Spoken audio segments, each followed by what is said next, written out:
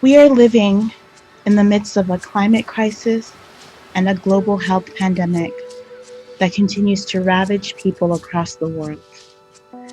State violence proceeds seemingly unabated, and interpersonal violence negatively impacts many lives. People are suffering in so many ways. Looking around the world, we can be forgiven if we feel a sense of foreboding, fear, and perhaps for some, despair. But I think it's important to remember Audre Lorde's admonition that despair is a tool of our enemies. Yes, the hits are coming from many directions, but as Elizabeth Alexander teaches us, there is more than one thing happening at once. So as bad as this is, it's not the only thing. We can take some solace from the fact that there is other news too, and some of that is good news. So these are the days to commit to struggle and to fight like hell. Ella Baker said that the struggle is eternal, the tribe increases, somebody carries on. Choose to be the somebody who carries on.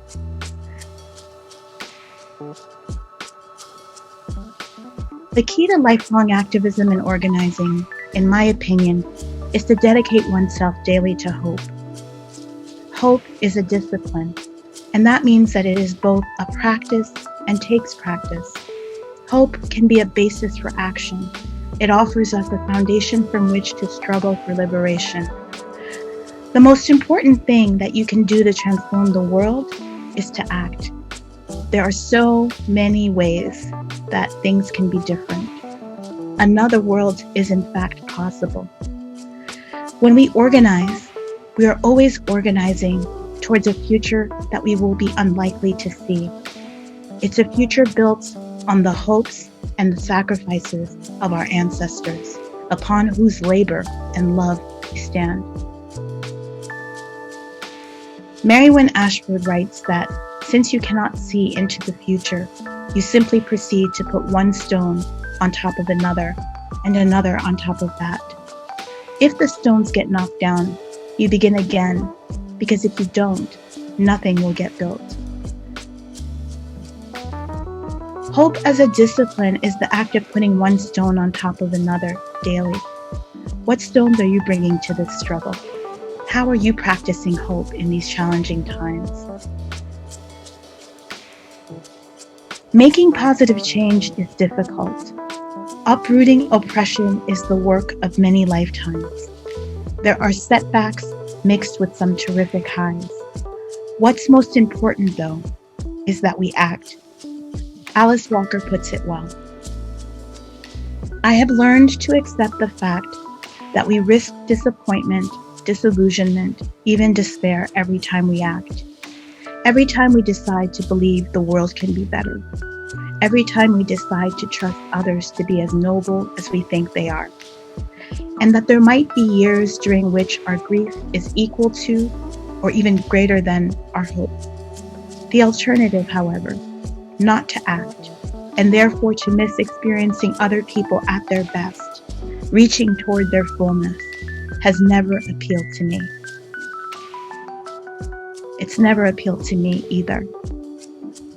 To transform the conditions of our oppression, we can only do what we can today, where we are, in the best way that we know how, within our capacity.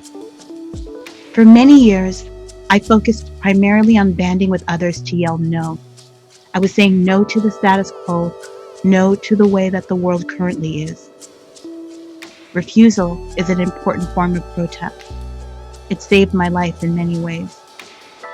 As I've grown older, though, I've become more interested in joining with others to build the world in which I want to live.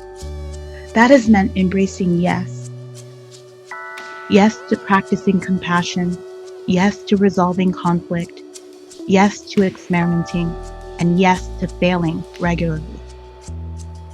As a prison industrial complex abolitionist, I am trying to prefigure the world in which I want to live. I practice abolition every day towards that end. This involves both organizing for the destruction of death-making institutions and for the creation of life-giving and affirming ones. As there is no blueprint or map for abolition, we must spend time imagining, strategizing, and practicing other futures. Audre Lorde guides us in the type of future that we should be pursuing. There is a world in which we all wish to live. That world is not attained lightly. We call it future.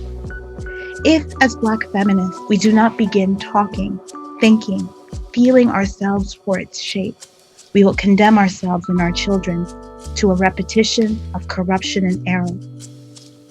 It is not our destiny to repeat white America's errors, but we will if we mistake its symbols for success. Black feminism is a template for all of our liberations. Let's continue on the path of prefiguring the world in which we want to live, one that invites accountability over punishment, abundance over scarcity, interdependence over selfishness, care over violence, and love over fear.